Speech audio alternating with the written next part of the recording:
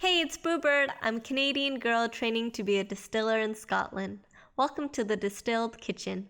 We're going back to the Borders Distillery today. And if you recall from my previous videos, the whiskey we make here is so new it can't legally even be called Scotch yet. But a wee problem like that won't stop us from learning how Scotch whiskey is made. So let's get to it. Cheers!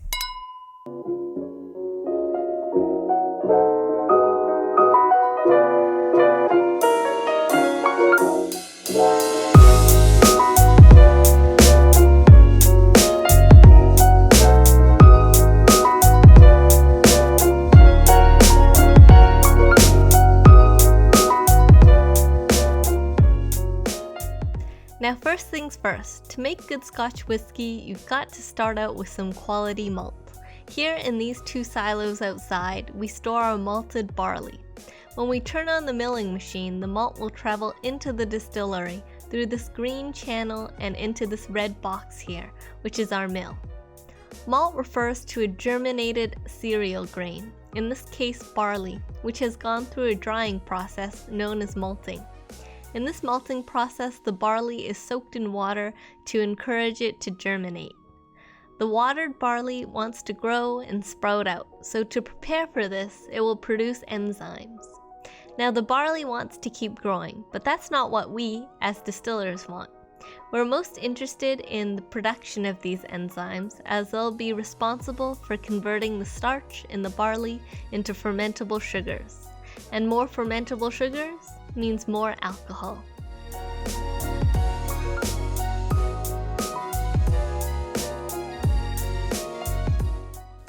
So essentially in malting, we soak the barley in water, take it out to aerate it, and repeat this process a few times to start the germination process and get the production of the enzymes we need. Finally, we'll put it in a kiln, where we heat up the malt with hot air to dry it out and stop the germination process completely. Then the malting company will deliver the malt to our distillery, where it will be stored in the two silos that you see here.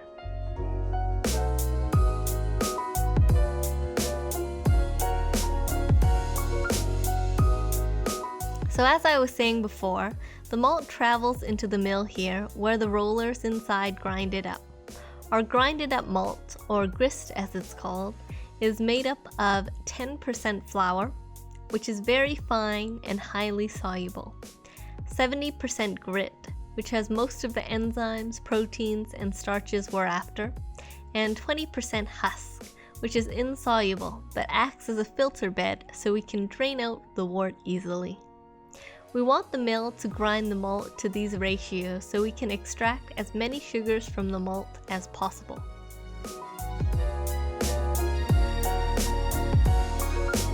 Great, so once we have the grist, it will enter the mash tun and we'll add hot water to it. The hot water will work with the enzymes in the malt to break down the starches in the malt into simple fermentable sugars. The two most important enzymes at work here are alpha amylase and beta amylase. Beta amylase works best at 55 to 65 degrees Celsius, whereas alpha amylase works best at 65 to 73 degrees Celsius. So for this reason, we add our hot water in 3 additions. The first addition is at 65 degrees Celsius. The second addition is 77 degrees Celsius, and the third is 86 degrees Celsius. Once the sugars are extracted from the malt, the sugary liquid called the wort is drawn off from the grain bed and will be cooled and collected into a wash back. The yeast will be pitched into the wash back, and the yeast, which is very hungry, will multiply and eat up the sugars in the wort and convert them into alcohol. So alcohol and carbon dioxide are being produced, and heat is also generated by the fermentation. It will ferment for about 3 to 4 days until the liquid in here, now called the wash, is about 8% alcohol. Then we can transfer the wash into the wash stills to be distilled.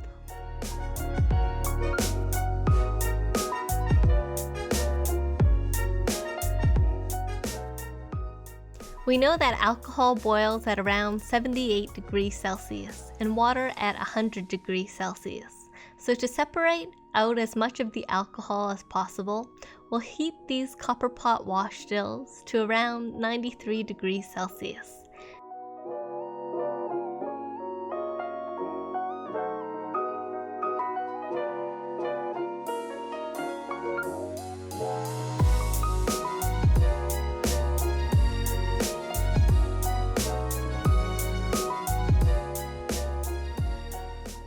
The alcohol evaporates upwards first, goes down this line arm, and is turned back into a liquid in this condenser here, which is filled with cooling water.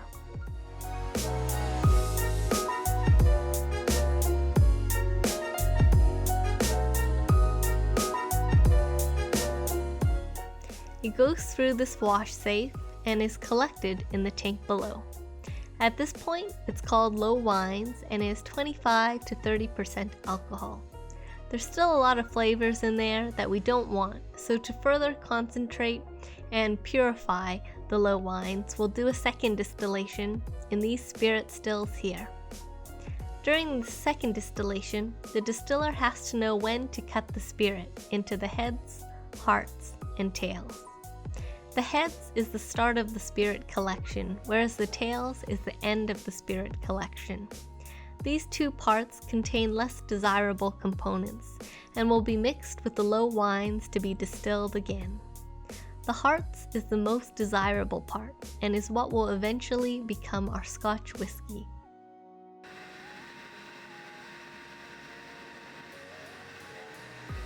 Each whiskey distillery will have their own cut points, which will change the flavor of the whiskey. As well, each distillery will have different shaped spirit stills. The shape of the spirit still also influences the character of the spirit. You'll notice that here at the Borders Distillery, these spirit stills have a bump here.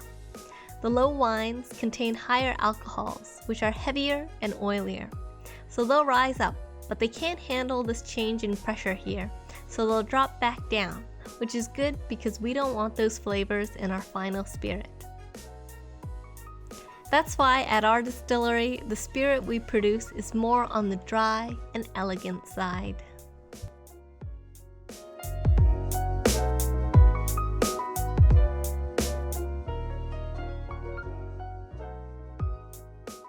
The spirit that comes out of the spirit stills is around 70% alcohol, but we fill our casks with spirit that's 63.5% alcohol. So I'll dilute the spirit down to the correct alcohol concentration by adding water to it. Then we can fill up the casks with the spirit.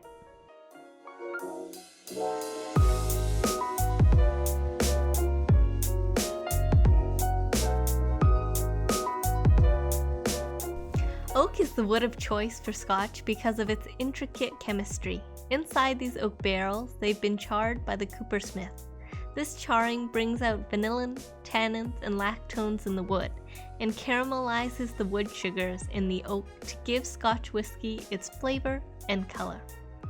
New, never before used oak casks have a strong woody flavor, so most Scotch whisky is matured in second-hand casks that have been filled with something else previously. For instance, here at the Borders Distillery, the majority of our spirit is filled into ex-bourbon casks.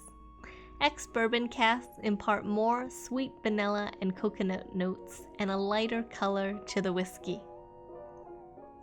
These casks will be stored in a bonded warehouse where they'll mature for at least 3 years and 1 day. You might be wondering, what's up with the 1 day? That's something you'll have to ask the lawyers about, though I believe it has something to do with preventing distilleries from cheating and trying to get away with selling their whiskey before the 3-year mark is up. Anywho, while we can legally call it Scotch whisky after this time period, distilleries usually wait 5 years or more before actually releasing their whiskey to the public. It really depends on how it tastes.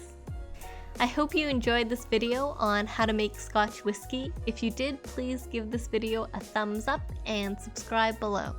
You might also like to check out my other distillery videos, which I've linked here. Special thanks to the Borders Distillery for letting me film inside today. I'll see you next time!